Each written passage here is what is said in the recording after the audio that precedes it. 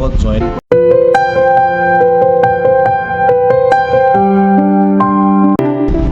Hello' guys good afternoon 12টা বাজিছে আৰু দেই ঘড়ীচৰি নাই 12টা বাজিছে তো এতিয়া ভিডিঅ' এটা আৰম্ভ কৰিব লৈছোঁ তো ভিডিঅ'টো কিন্তু খুবেই ইম্পৰ্টেণ্ট আৰু থাম্বনেইলখন চাই আপোনালোকে গম পাইছেই যে আজি কিহৰ টপিকৰ ওপৰত ভিডিঅ'টো বনাম গতিকে এষাৰ কথা নকওঁৱে চাগে প্ৰথমৰ পৰা শেষলৈকে চাব আৰু মই যিটো ভিডিঅ' বনাম আপোনালোকে মানে বেলেগ ভিডিঅ' খুচৰি নকৰিলেও হ'ব ইউটিউবত ঠিক তেনেধৰণে মই ভিডিঅ'বিলাক বনাবলৈ চেষ্টা কৰোঁ তো সেইকাৰণে যিমানখিনি পাৰোঁ মই নিজৰ বেষ্টটো দিবলৈ চেষ্টা কৰোঁ নিজৰ যিমানখিনি পাৰোঁ আপোনালোকক যি মানে সুবিধাকণ হোৱাকৈ জনাকৈ মানে যাতে বুজি পায় তাৰ ওপৰত গুৰুত্ব দিহে মই ভিডিঅ'বিলাক বনাবলৈ চেষ্টা কৰোঁ নাজানো কিমানখিনি মই পাৰিছোঁ কিমানখিনি নোৱাৰিছোঁ তো আপোনালোকে কমেণ্ট কৰি ক'ব যে ক'ৰবাত ভুল হ'লেও আপোনালোকে দেখাই দিব মোক যে এইটো ভুল হৈছে তোমাৰ এইটো তো তেনেধৰণে ক'লে মানে মোৰো ভাল লাগে মই এনেকৈ আঙুলি দিয়ে ভুলটো যদি আপোনালোকে আঙুলি টুৱাই দিয়ে তেতিয়াহ'লে মই বেয়া পাব বুলি কেতিয়াও নাভাবিব মই বেয়া কেতিয়াও নাপাওঁ মই আপোনালোকে যদি ভুলটো শুধৰাই দিয়ে মই এটলিষ্ট ভালে পাম মোৰ ইয়াত ভুল হৈছে দেই তো তেনেধৰণে শুধৰাই দিব বুলি আশা থাকিল আৰু মোক এনেধৰণে আপোনালোকে ছাপোৰ্ট কৰি যাব বুলিও আশা থাকিল আগলৈকে এনেকৈ মৰম ভাল পোৱাবিলাক দি যাব আৰু বেছি কথা নকওঁ আৰম্ভ কৰি দিওঁ ভিডিঅ'টো আজিৰ ভিডিঅ'টো হৈছে ইলেক্ট্ৰিচিয়ানৰ ওপৰত ভিডিঅ'টো বনাম আৰু বহুত ডাঙৰ কমেণ্ট এটা বা কুৱেশ্যন এটা সুধিছে আজি সেই ছাইডত দি দিছোঁ চাই লওক যে এজনে সুধিছে যে এক্সপিৰিয়েঞ্চ নথকাকৈ এজন ইলেক্ট্ৰিচিয়ানে ৰিগত জইন কৰিব পাৰিব হেল্পাৰ হিচাপে জইন কৰিব পাৰিব নে নোৱাৰে আৰু চেলাৰী কিমান কি এইবিলাক সুধিছে তো এইবিলাকৰ ওপৰত ভিডিঅ'টো বনাম ফাৰ্ষ্ট অফ অল এজন ইলেক্ট্ৰিচিয়ানটো বহুত মেকানিকতকৈ বহুত ডেঞ্জাৰ বস্তু কাৰণ ইলেক্ট্ৰিকেল কাৰেণ্ট বস্তুটো আমি নেদেখোঁ না ক'ৰবালে বেয়া হৈছে বুলি পটককৈ দেখি পাম সেইটো নেদেখা বস্তু সেইকাৰণে বিশ্বাস কৰিব নোৱাৰি মই প্ৰথমতে ক'ম আৰু মোৰ কাৰেণ্টৰ বস্তুটো মোৰ খুবেই ভয় লাগে আৰু পটককৈ হাত দিবলৈও ভয় লাগে আপুনি যদি অলপো এক্সপিৰিয়েঞ্চ নাথাকে একেবাৰে যদি মানে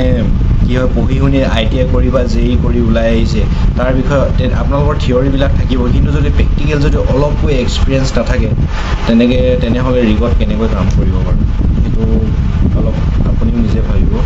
তো অলপ এক্সপিৰিয়েঞ্চ হ'লে ভাল হয় কিছুমানে হয়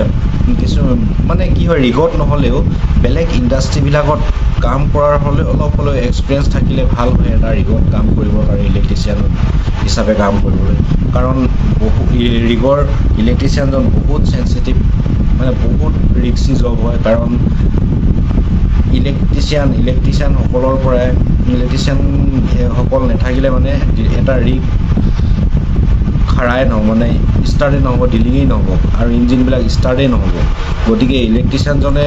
মেইন এটা ৰিগত মই কোৱা নাই যে অকল ইলেক্ট্ৰিচিয়ান কিন্তু সকলোৱে মেইন কিন্তু ইলেক্ট্ৰিচিয়ান এজনে এটা ৰিগত মূল ভূমিকা গ্ৰহণ কৰে এজন ইলেক্ট্ৰিচিয়ানে গতিকে ইলেক্ট্ৰিচিয়ানজনৰ এক্সপিৰিয়েঞ্চ হোৱাটো প্ৰয়োজন ৰিগত সোমাবৰ কাৰণে ৰুল হিচাপলৈ চাবলৈ গ'লে এজন ইলেক্ট্ৰিচিয়ানৰ 3-4 বছৰ এক্সপিৰিয়েঞ্চ লাগে এটা ৰিগত সোমাবৰ কাৰণে যদি আপোনাৰ যদি একোৱেই এক্সপিৰিয়েঞ্চ নাই জাষ্ট JEE কৰি মেলি ওলাইছে বা ITI কৰি ওলাইছে তেতিয়াহ'লে আপুনি ডমেষ্টিক লেভেলত মানে অসমত 40 টকা ৰিগত সোমাবলৈ চেষ্টা কৰক তাৰ পৰা এক্সপিৰিয়েঞ্চ গোটাই মেলি ৰিগত সোমাবলৈ মানে এজ এ এমপ্লয় হিচাপে সোমাবলৈ চেষ্টা কৰক কাৰণ আপুনি হেল্পাৰ হ'লেও এটা ৰিগত যদি ইলেক্ট্ৰিচিয়ান হিচাপে সোমায় তেতিয়াহ'লে আপোনাক কেতিয়াবা নহ'লে কেতিয়াবা কিছুমান কাম এৰি দিয়াৰ লগে লগে সেই কামটো আপুনি কৰিব লাগিব ধৰি লওক আপোনাৰ ছিনিয়ৰ কেইজন নাই ক'ৰবালৈ ইমাৰ্জেঞ্চি কামত যাবলগীয়া হ'ল বা ঘৰত থাকিবলগীয়া হ'ল কিবা হ'ল তেতিয়াতো আপুনি চলাব লাগিব তেতিয়া কি কৰিব সেইকাৰণে মানে এক্সপিৰিয়েঞ্চটো খুবেই দৰকাৰ ৰিগত ইলেক্ট্ৰিচিয়ান হিচাপে কাম কৰিবলৈ হ'লে এক্সপিৰিয়েঞ্চটো প্ৰয়োজন গতিকে আপুনি এক্সপিৰিয়েঞ্চটো গোটাই মেলি সোমোৱাটোহে মই ভাল দেখোঁ কিছুমানে সোমায় আৰু কিবা কিবি কৰি মেলি এক্সপিৰিয়েঞ্চ কিন্তু মই সেইটো ছাপোৰ্ট নকৰোঁ কিন্তু এক্সপিৰিয়েঞ্চ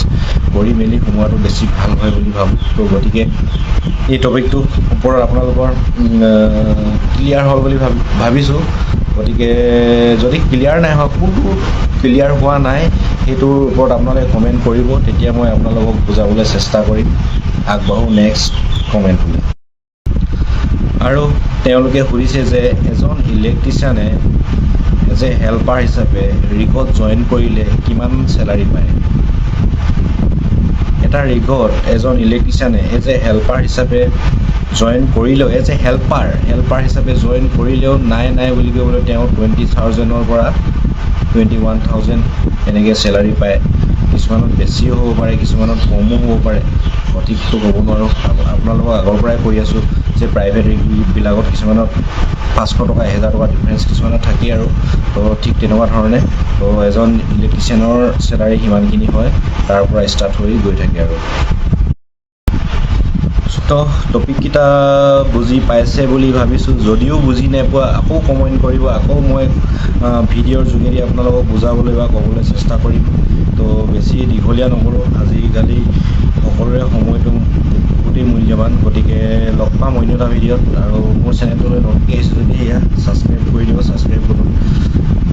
প্ৰেছ কৰিব আৰু বেল আইকনটো প্ৰেছ কৰি দিব, তেতিয়াহে এনেকুৱা ধৰণৰ ভিডিঅ'বিলাক পাই থাকিব, মোৰ নটিফিকেশ্যনবিলাক যাব আপোনালোকলৈ। গতিকে লগ পাম অন্য এটা ভিডিঅ'ত। জয়।